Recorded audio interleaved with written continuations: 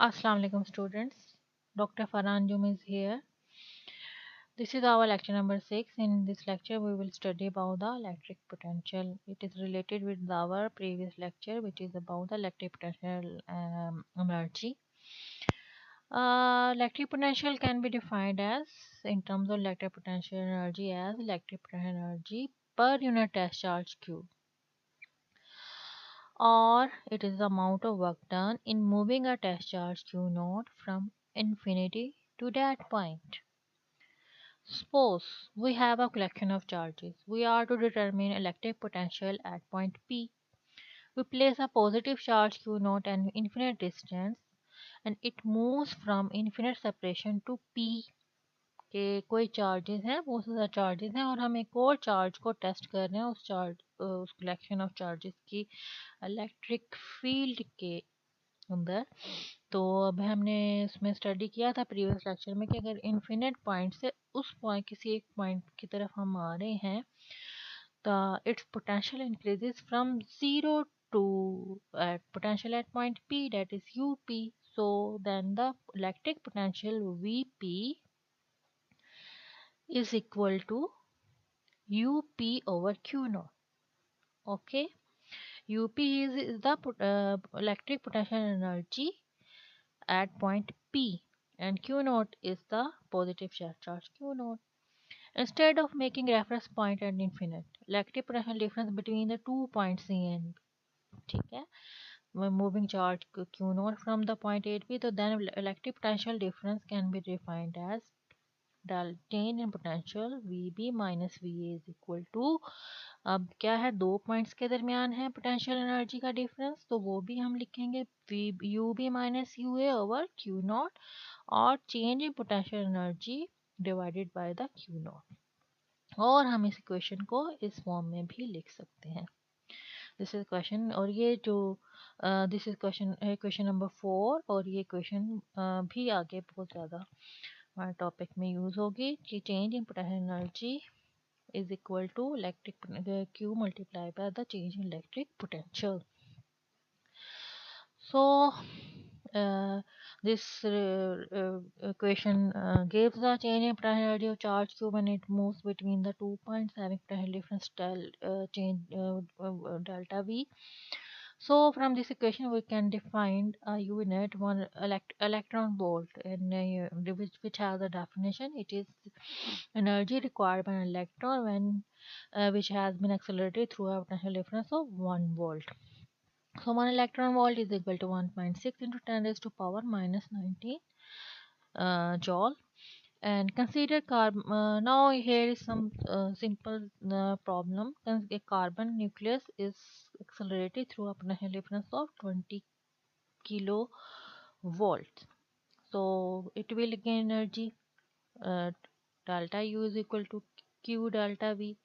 Here Q is carbon nucleus में 6 protons होते हैं, तो 6 proton, E represent the charge and V की वैल्यू में दी हुई है 20 kV है, तो चेंज इन पोटेंशियल एनर्जी क्या होगा 6 E प्लस मल्टीप्लाई 20 kV, तो ये हो जाएगा 120 kilo electron volt. We use a reference point at infinity for zero potential, but in many problems Earth is taken as reference of potential and assigned the zero value.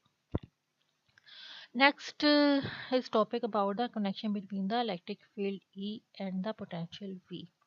We know that the change in potential energy is equal to negative of the work done between the 2 points A and B. From equation 4, that is delta V is equal to delta U over Q not. तो यहाँ पे जो delta U की हमें ये value है, हम यहाँ पे पुट कर देते हैं. तो that is minus work done between the points A B divided by the Q naught. और वर्क डन की इक्वेशन भी हमें पता है, integration A to B F dot D S है.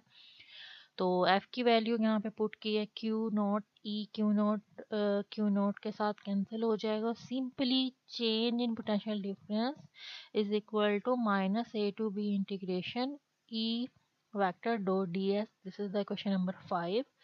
और ये इक्वेशन भी हमारी बहुत इंपॉर्टेंट इक्वेशन है जो कि हम आगे अपने टॉपिक में यूज़ करेंगे। Potential due to a point charge. अब इसमें इस केस में क्या है कि ये दो पॉइंट चार्जेस हैं, 2 points A and B. A and B ये दो पॉइंट्स हैं in electrostatic field of a single isolated point charge Q. ये पॉजिटिव क्यू चार्ज है और इसकी यहाँ पे इलेक्ट्रिक फील्ड है इस डायरेक्शन में, ठीक है। पॉजिटिव चार्ज से आउटवर्ड इलेक्ट्रिक फील्ड की डायरेक्शन है।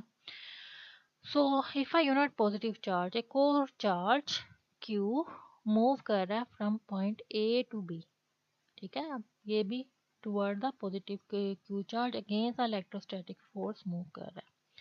Then the potential difference between the point A and point B is given by the previous formula, that is VB minus change in potential energy is equal to minus electric field. अब small distance क्या है, DL। वहाँ पे पहले equation में क्या था, DS है, तो DS को अब यहाँ पे हमने DL से शो कर दिया है, तो ये DL है, ठीक है। अब ये देखें आप, DL की direction and DS, D electric field and DL, ये जो डॉट प्रोडक्ट को अगर हम ओपन करें तो इनके दरमियान एंगल कितना आता है, 180 का, ठीक है।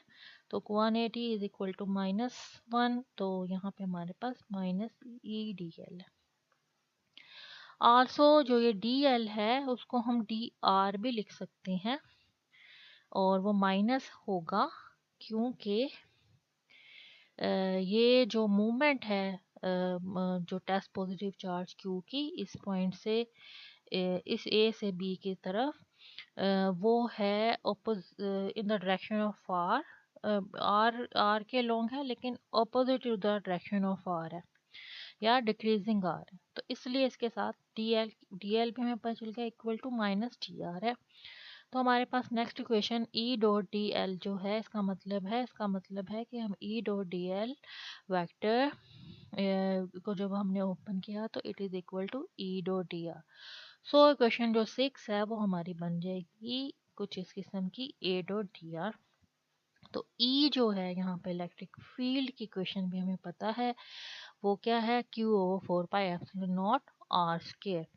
तो वही यहाँ पे हम E की वैल्यू पुट कर देंगे, और ये हमारे पास प्रीवियस जो हमारे इलेक्ट्रिक पोटेंशियल एनर्जी में भी कुछ इसी किस्म की इंटीग्रेशन आई थी, यही थी 1/r² -2r²। ये यहाँ पे सारा उसका सोल्यूशन है। तो जब ये हम सोल्यूशन करते चले जाएंगे, इसको ओपन करेंगे, ये नेगेटिव नेगेटिव से कट किया, तो यहाँ पे हमारे पास this is the change in potential energy between the point A and B। तो अगर if the point A is at infinity, अगर जिसे इसमें भी इन्फिनिटी तो VA इज इक्वल टू 0, तो ये हमारे पास पोटेंशियल एट पॉइंट B आ जाएगी 1/4πε0 Q/RB, या हम इसको R भी लिख सकते हैं simply. From this from the above it is evident for a given charge q potential depends only on the r, ठीक है। r कम या ज़्यादा होने पे पोटेंशियल डिपेंड कर रहा है। therefore if the charge is positive potential is positive and if the charge is negative potential is negative। इसके बाद है potential due to a system of charges. अभी हमने दो चार्जेस के सिस्टम को देखा, अब हमारे पास सिस्टम है जिसमें बहुत ज़्यादा चार्जेस हैं, ठीक है। Q1 Q2 Q3 Q4 Q5 so on, और उनके पोजीशन वेक्टर कोई एक पॉइंट पे हम इस पॉइंट पे फॉर एग्जांपल हम इस पॉइंट पे मालूम करना चाहते हैं, we have to determine the potential at point P relative to the origin point P. The potential V1 at P due to charge Q1 is given by V1 is equal to 1/4πε0 Q1/R1।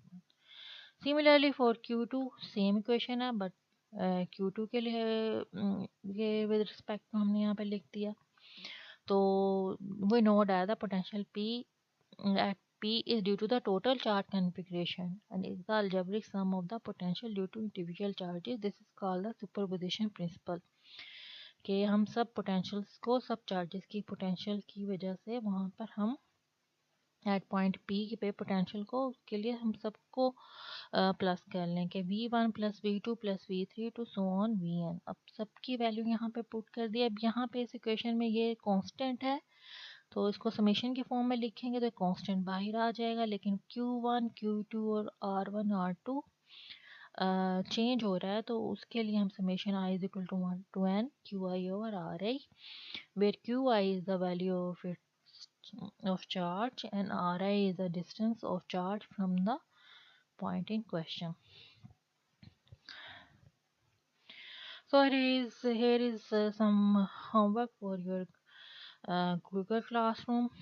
To distinguish between the potential difference and potential energy, and do electrons tend to go to region of high potential to low potential? What are the example of electric potential energy in science and everyday life? You have to write some very short answers of these three questions, and don't try to answer very long, because आप बहुत ज़्यादा लंबे लंबे इसके answer जब देते हैं तो वो इतना अच्छा नहीं है होता।